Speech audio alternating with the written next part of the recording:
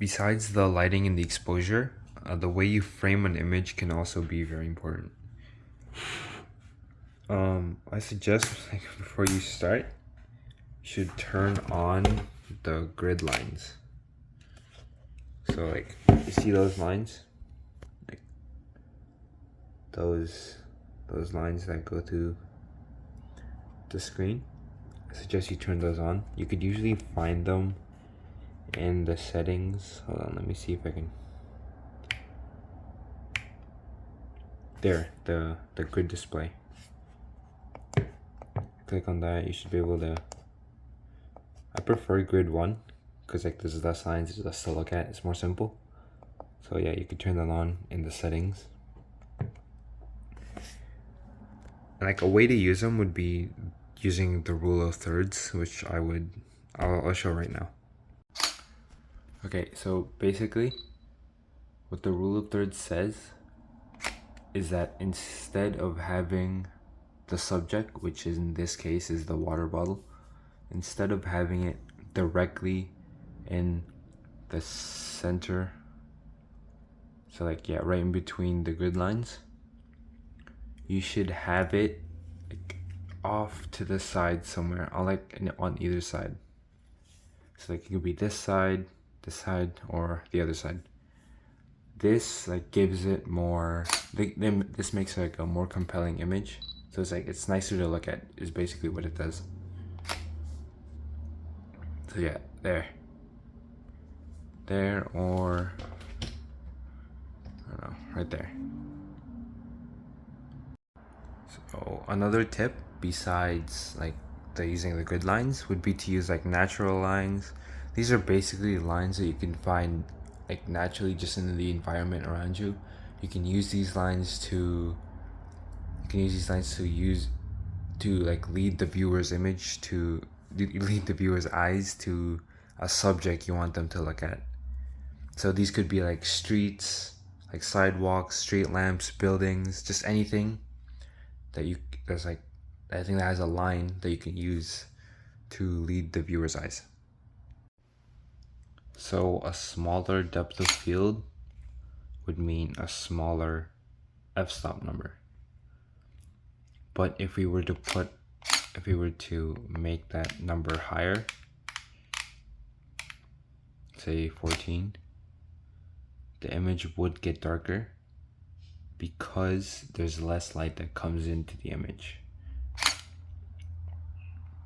So let me try and go up more. And then I would lower this to make more light come in and make the image hopefully a bit brighter. 4.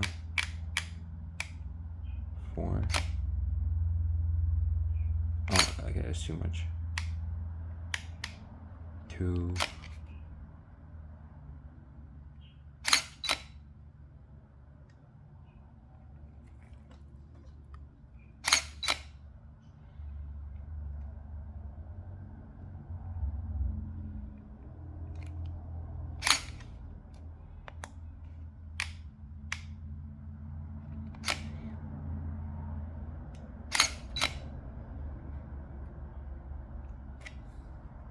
Okay, hold on.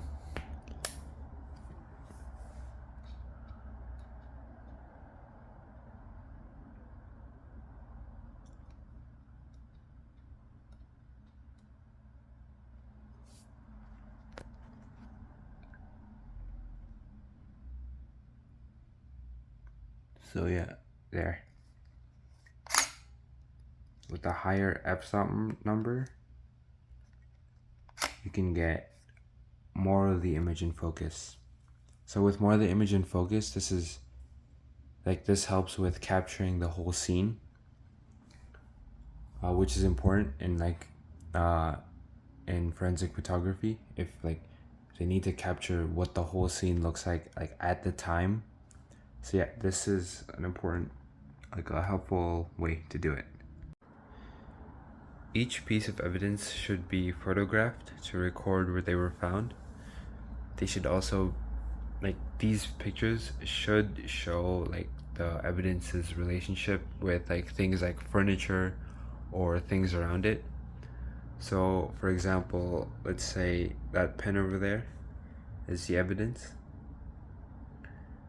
The way you would frame the picture is to have it like straight on, so it's like at a right angle, so it forms a right angle.